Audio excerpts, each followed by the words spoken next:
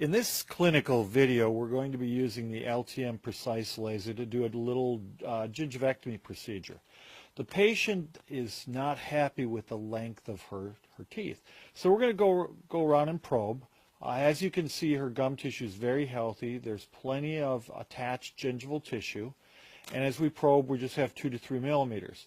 Now, when we look at our sulcus depth, we have to be aware that when we're just doing a soft tissue procedure, we will be limited to how much tissue we can actually take away. So here we're starting to take a little tissue away. We're not going to be taking a lot of tissue away for the patient, but just enough to make the teeth appear a little longer, give a little more length and a little more cosmetic appearance. So you can see we're just running the laser along, gently removing that gingival tissue, using it sort of in a paintbrush motion. You can see the tissue is just literally being wiped away, starting with the canine there.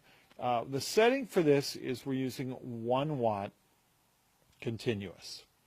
Now, just dragging it along there, a little paintbrush motion again, taking a little tissue away. We are getting just a little slight charring, which will be taken care of at the end. We'll just use a micro brush to gently take that away. It's very superficial. It's not going to cause any recession or any problems, post-op problems for the patient.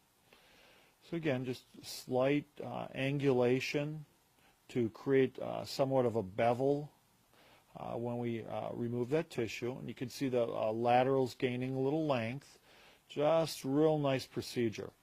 As we get over to the central, you'll notice that the other central, number 8, had been, we had done the opposite side the day prior.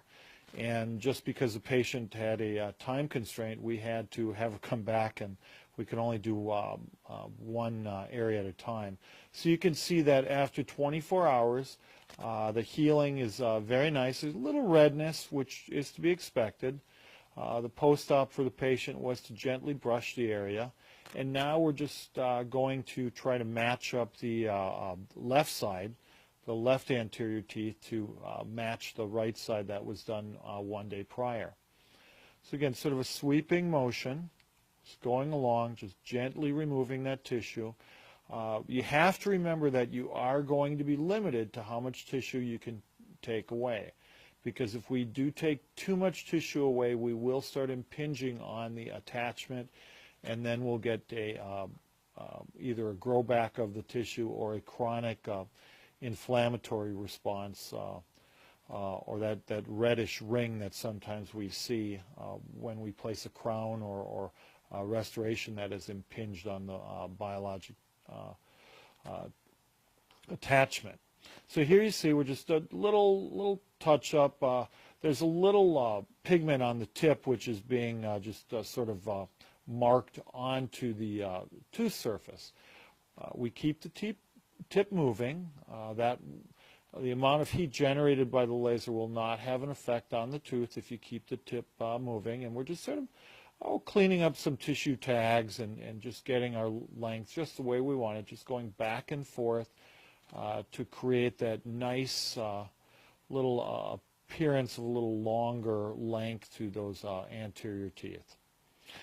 Remember to wipe the tip as you are doing the procedure, and then we'll go in and start to use a little chlorhexidine to actually clean that little pigment or clean up the little tissue tags on the teeth.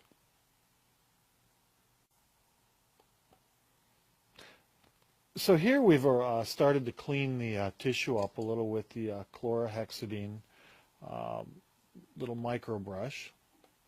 As you can see, that's going to remove any of that little pigment or stain that was caused by the laser, and it's also going to help remove any little tissue tags that may be left when utilizing the laser.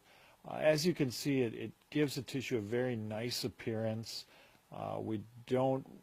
Doesn't really even look like much was done as we clean that up.